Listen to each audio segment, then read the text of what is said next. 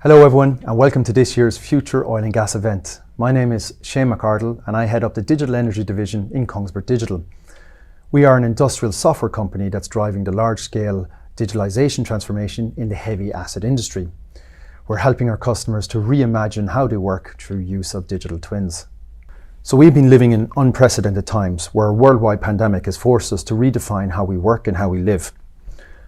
So as we start to slowly re-emerge from COVID-19, it's a worthwhile exercise to take a step back and identify what has worked. While the pandemic has been challenging, it has forced us to adopt technology at a broad scale and a much faster pace than we would have under normal circumstances. We have been able to stay connected with our families, with our colleagues, and collaborate remotely during the pandemic. What we've seen is digitalization is a powerful force for improvement and for change. At the same time that this pandemic was going on, there's been other events unfolding at global level, and in particular, sustainability has been top of mind. We have seen recently at COP26, China and the US coming out and agreeing to work together to reduce the energy emitting from these two countries. They are two of the world's largest emitters of CO2 today. It's very indicative that we as a society need to change, and these societal needs are going to dictate how our future energy systems look like. But what does this mean? As an industry, I truly believe this is a challenge that we have to solve. We have the know-how, we have the experience, we have the innovative spirit to meet this challenge head on and to be able to achieve those big and bold pledges that have been laid out to be net carbon neutral by 2050.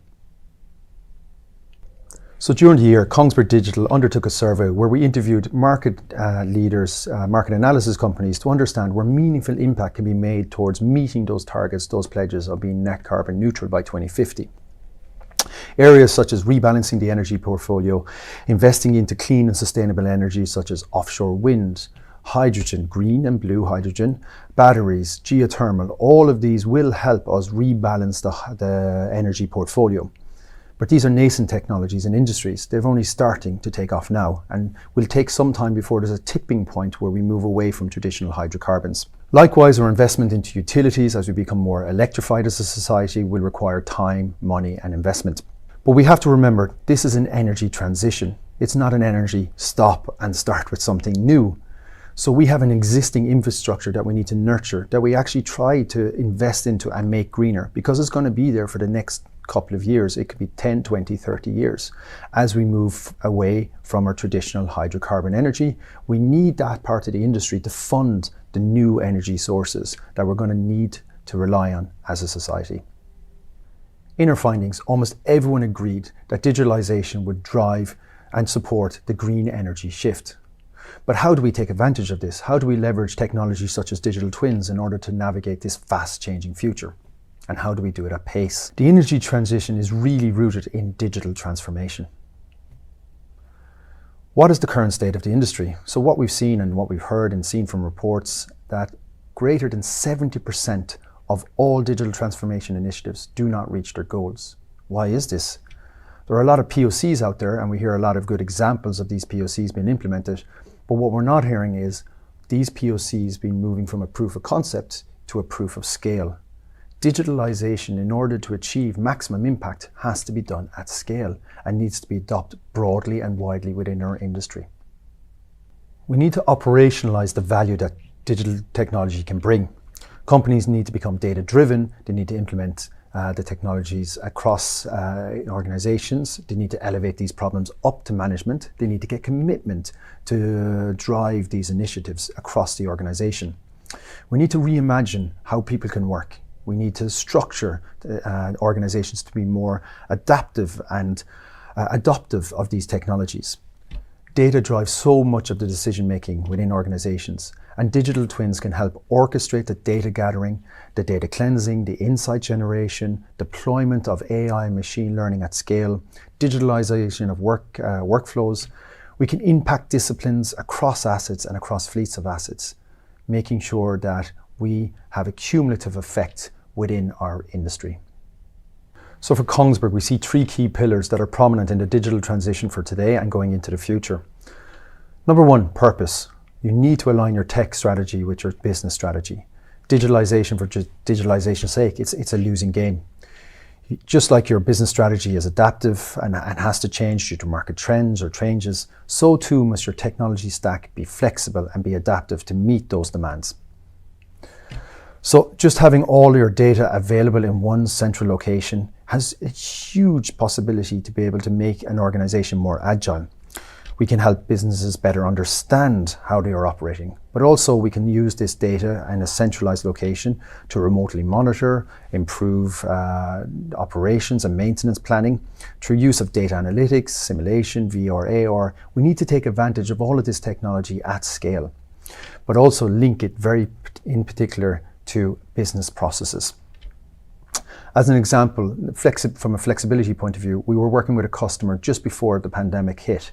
And there, the use case that they wanted to use digitalization for was to focus on increased capacity throughput. Now, once the pandemic hit, we started to see oil supplies increase and demand drop. Business strategy started to change, and they wanted to focus more on costs and cost reduction and maintenance improvement. Because we have such a modular and adaptive and flexible technology, we were able to quickly pivot from the first business case that was aligned with the business strategy to a new business case that was changed with the changing business strategy, and we're able to deliver very quickly to that customer results through use of the digital twin.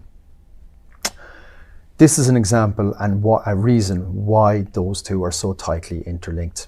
Likewise, remote and digital workers programs were accelerated during this time as more people were moved home and had to operate, plan and maintain their facilities from a home office. So we saw an increased adoption of this technology across organizations when the pandemic hit. So clearly those companies and those organizations that were already digital ready in 2019, those are the ones that thrived and became more competitive during the pandemic. Your digital strategy has to be value driven. It has to be predicted on finding new and better ways of working. It has to offer new insights that you can leverage quickly across an organization to further improve your productivity, your costs, your maintenance, your energy usage. No longer can you see digital twin as just a nice to have. It's a must have going into the future. Number 2, the industrial work surface. The heavy asset industry works towards pretty much aligned industry management systems and control frameworks. And aside from slight variations based on countries, legal requirements, the processes to design, construct and operate heavy asset industries are very, very aligned. Digitalization can enable, enhance and automate these processes. But industrial digitalization is complicated, and we've seen a large number of them fail. Business processes are run in isolation, data are in their own silos, workflows are misaligned. We need to address these basic and fundamental challenges before we can start to realize the value. So we need an industrial work surface. This is where you can execute all of your business processes. It is where all your data is cleansed, connected, put in context with each other. So digitalization can enable, enhance and automate these processes. Industrial digitalization is complicated though. We see that data is siloed, business processes are run in isolation, workflows are misaligned. So what we need is an industrial work surface that has the flexibility to provide a unified and consolidated view of your data and your operations, where you can execute your business processes in proximity of each other. This convergence is really where innovation will thrive in an organization. So a digital twin provides that understanding of your data and your assets, and a work surface executes on the insights that it provides.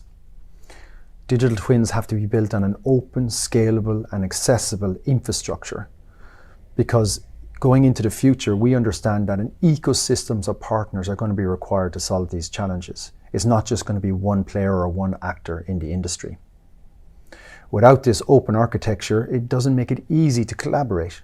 We're today, Kongsberg Digital are working with companies such as C3AI, Databricks, to bring an enhanced and value add into the industry. When people start to connect their apps to core data systems like a twin and start to digitalize workflows and start to change how we work as an industry, that is where you're going to see the impact, that is where you're going to see the value. So having seamless access to all your data and insights across an organization starts to nurture collaboration and innovation. The digital twin is that vehicle to then realize that value, to be able to prototype, to test new ideas, to scale out new machine learning algorithms. So today we're delivering technology that supports work processes around reliability, production optimization, smart maintenance, and we're doing that together with partners. We're also addressing programs like the digital field worker, proactive technical monitoring, energy optimization, and emission management. So truly is this vehicle for change. All of this fundamentally starts to change how we operate and maintain our assets today, and it's a bridge really to the possible of what we want to achieve in the future. Thirdly and finally, decarbonisation. We've already discussed, the green shift, the energy transition. The energy sector is under tremendous pressure, and COP26 that's going on right now is very indicative that this is taken at a world level. We have to change. Society expects the shift. We have to significantly reduce our carbon footprint for future generations. The problem needs to be elevated up and across an organisation. Without a tool, without a platform to do that, it's going to be down in the silos and you're never going to see meaningful impact. We need to be transparent in what we're doing as an industry. This is a transition. It's going to take time, but we also should be open and transparent as we move along that journey. Digital twins are a vehicle to do this. Today, we are collecting and measuring and monitoring all of the CO2 emissions from plants.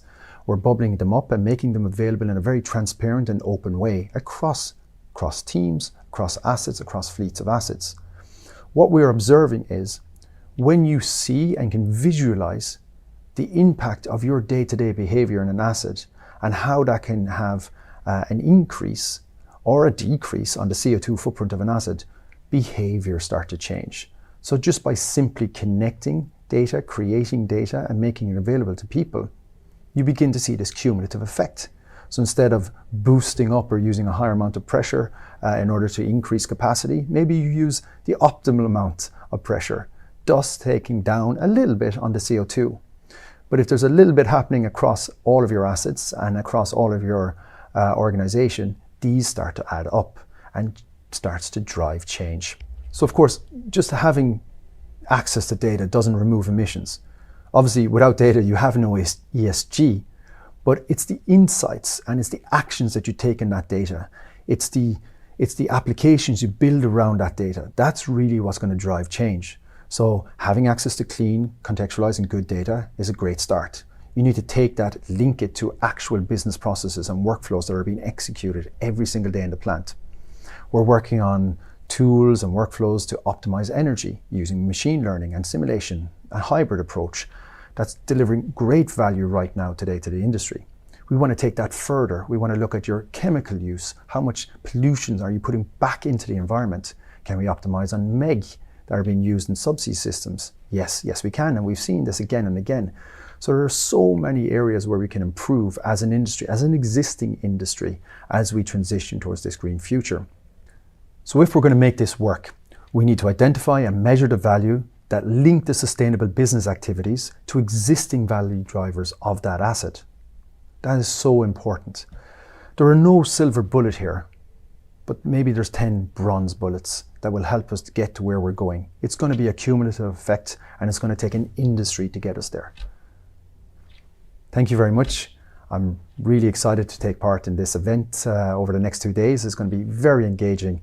And I look forward to meeting you, albeit virtually, over the next 2 days. Thank you very much, Shane. I've never heard, and I like the term bronze bullets. I've never heard of that. So I think you probably coined a new phrase there with what you've done. But you're so right, because we don't have a silver bullet. I think what Joe mentioned this morning about, and you touched upon, about linking the technology side with decarbonisation is going to become an increasingly important part of the, let's say, this type of event as well. So brilliant presentation. I couldn't believe 70% of projects fail from proof of concept to proof of, I couldn't believe that. That's absolutely unbelievable. So that for me is a little bit shocking. So let me ask you a couple of questions, because there's a few things that you mentioned in your presentation that sort of stuck with me. And I made a sort of a couple of notes on that as well. We understand, I think we all do in this type of event, the value of data and digital and what it brings to companies and operators and the way forward. How do operators get started on this journey? Yeah, thanks very much. It's great to be here again, Adam. It's a fantastic event, so I do enjoy coming on it. Yeah, I mean, I think Joe mentioned as well at the start, that it's this technology. It's not in R&D anymore. Any technology that's in R&D, she said, is basically going to come to market by 2050, and that's exactly Mm. the case. All of this technology exists today. You have cloud services, you have big data analytics, you have blockchain, you have VRA, or all of this is available. It's about consolidating it, unifying it, pulling it together into a single tech stack.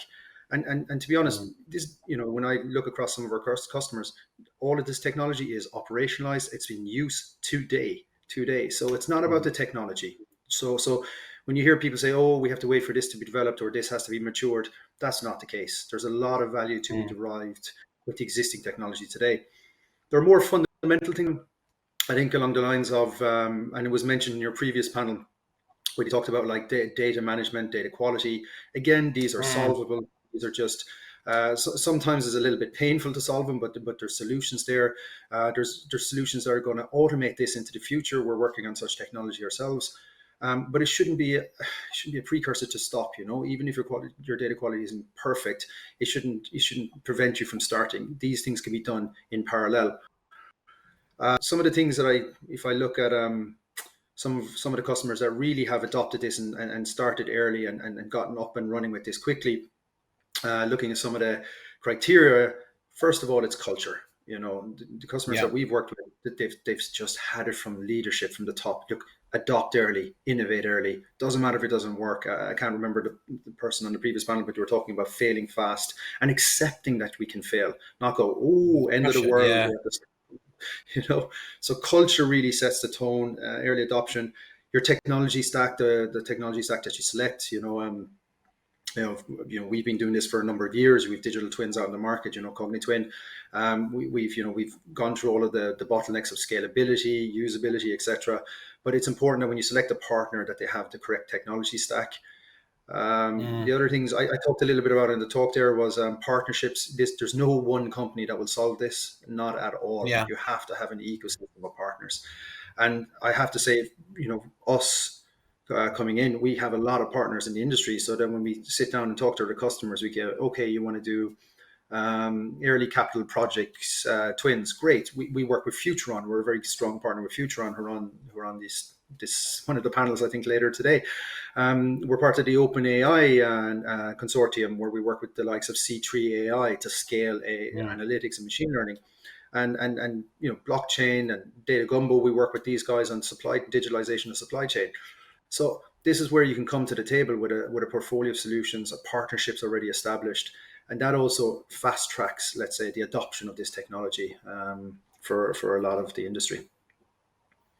It's a very good point, because I mentioned this earlier after the first panel, because the first panel, even though the bullet points or the tent poles of the discussion were a little bit different, but they got into the core of, when you do this journey, it is about collaboration, because it's like you said, you don't have one company that does everything, and you've got to also respect other companies do some marvelous things that you can work with as well. So I'm seeing more of that.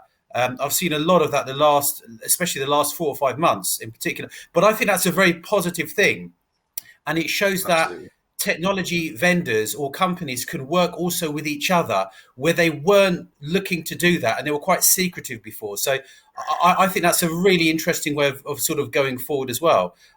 You mentioned obviously digital transformation, and there's a big correlation between sustainability. Part of your presentation was focused around that. You mentioned something very interesting about, it's not about we can measure data and then you lower your footprint.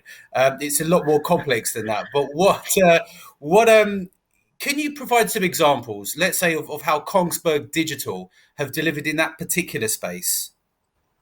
Yeah, I don't think I don't think any of us can get away from the conversation around climate change and net zero, especially in the industry we're working in today. With Yeah. COP26 happening, they go hand in hand. And for me, I have to say, there's lots of people that sit outside this industry thinking, oh, let's break up these companies. let's solve it a different way. But honestly, I think the solutions are going to come from in the industry. We have, I mentioned we have the experience, we have the know-how, we have the capability, we have the money and funding and investment to be able to do Mm, this. It has to happen though, and all of these big mm. bold commitments are one thing. How do we put these into action, so that we can address these commitments and make them realize them in a quite short period of time. And I truly believe that the digital transformation goes hand in hand with the energy transition. I think it Yeah, supports it and underpins it. There are going to be other technologies out there, like the rebalancing your energy portfolio mixes. Use of hydrogen, CCS. I'm a big believer in these two type of technologies. Electrification. We talked about that, myself and yourself, Adam. That we are an mm, increasingly electrified society, and our industry is also going to be increasingly electrified, and the impact that this is going to have on our grids and utility network is going to be immense. So yeah, investment into this backbone of what this transition is going to be is important. But then if we look at, you're going to on these grids, you're going to have to include green energy. So you're going to have to mm, decentralize what was previously a very centralized organization, a centralized system, into a decentralized system with wind, solar, etc., being plugged into this grid. Things are not getting easier. So what we've actually worked this year alone, we actually built a digital twin of two cities in Norway with their grids. mm, We were actually able to look at how we can simplify what's quickly becoming a very complex operational of an asset, a grid. mhm. We work very closely with changing fundamentally how they work today, which unfortunately is it's telephone and email, and that's not going to cut it in the near future, let alone the mid to long term future. So it's really about how we change how people work. And I talked a little bit about it, making things visible. Right now, there isn't a lot of transparency around our emissions coming from assets. There isn't. It's very Yeah. difficult to measure these. We're calculating them. So inside a digital twin, we actually build something called an emissions tool, emissions dashboard, emissions management system that handles all of this for you within an asset. So it's quite simple. It aggregates, it consolidates, it makes it visible, all of the CO2 emissions coming from a particular facility. But we also loop it back to how people work. So say you have an operator that's adjusting a pressure on a plant, right? Just because they have to meet certain targets, and they go, okay, whack up the pressure, I'm going to hit my target, excellent. They have no real link to what the carbon footprint of that small change is. And now you make it Mm, available inside the twin. As a digital worker, they have a tablet with them. They're able to see, okay, if I do this, actually, this is going to significantly increase the CO2 footprint. So it starts curbing behavior. So a very simple first step is, let's change how people behave through changing how they work with a digital twin. So that's a very simple first step, very powerful. And if you do that across mm, hundreds, thousands of workers, the bronze bullet effect starts adding up very, very quickly. And then we have a lot of other cases where we're doing, like we looked at meg optimization, where this is a big usage of chemicals in the offshore part of the industry, especially deep offshore. And in a lot of cases, we're overusing this type of chemical, and regardless of regeneration, this gets put back into the environment, as a pollutant. So if we can optimize how much meg is being used, we directly impact much is back into the environment. So we've done this very successfully with a number of operators. It's working very, very well. Energy optimization is something we've done with quite a few facilities as well. And the great thing about that is energy is a significant cost to an asset. So mm. using a twin has a really good return of investment to use this to optimize your energy. So, and energy uses has a direct correlation to CO2 gas output. So you're really hitting two things at once. You're sustainable and profitable at the same time. So that's been Mm. very interesting for us with a number of operators. Yeah, there's lots. As I said, Adam, there's lots of little cases that are happening across the portfolio. What we're doing. One that jumps out to mind, which I wasn't aware of, was 30% of all emissions coming from facilities come from faulty flange management. And I was not aware of this. Oh, So we're my word! quick Really? faulty flange management. So we're quickly working with one of our assets where we're trying to innovate an MVP where we can build a workflow into the twin to ensure that that flanges or the operation of flanges is done correctly. Now, will we be able to address all 30%? We don't know yet, but definitely if you can make an impact on 5 to 10%, that's significant, and it really helps you move towards those CO2 goals. So working closely with the operators, understanding these needs, domain knowledge, technology, convergence, it's really helping us change as an industry. I can't believe that. I think it's what's interesting what you said there as well, because you mentioned about the phalanges, but maybe in another 3 or 4 months you're going to discover something else. And I think the pace at which technology is going, I think in a year you're going to have a twin that probably could locate absolutely every emission that radiates from a plant. So it's There's an ambitions. exciting area, a really exciting area. And I think it's clear what you've said there, that how there's a massive link between how people can use technology to actually monitor their own emissions. So, where was this 10 years ago? It wasn't. It might have been around, but it wasn't in practice. And I think that's the Not at difference. That's the scale. main sort Not of, at scale. That's yeah, the challenge. exactly. It's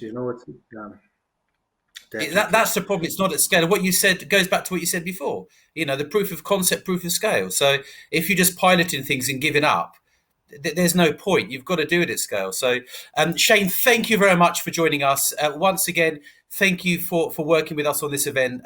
Kongsberg Digital are the preferred digital twin for future oil and gas. They will also be hosting a breakout session today at lunchtime and also tomorrow. And they will be on a panel discussion. I think the one after the networking break we've got as well with Pedro. So, Shane, thank you very much for joining me, and I'll speak to you again very soon. Thanks, Adam. Talk to you soon. Bye-bye.